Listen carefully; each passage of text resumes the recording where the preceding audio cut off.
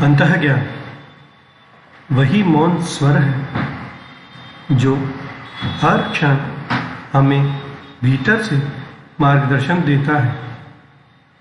जब हम रुकते हैं, शांति से सुनते हैं, तो यह अंतः स्वर हमें सही राह दिखाता है। अंतर्ज्ञान पर विश्वास करो, यही तुम्हारा सच्चा साथी है जो हर परिस्थिति में तुम्हें भीतर से दिशा देगा।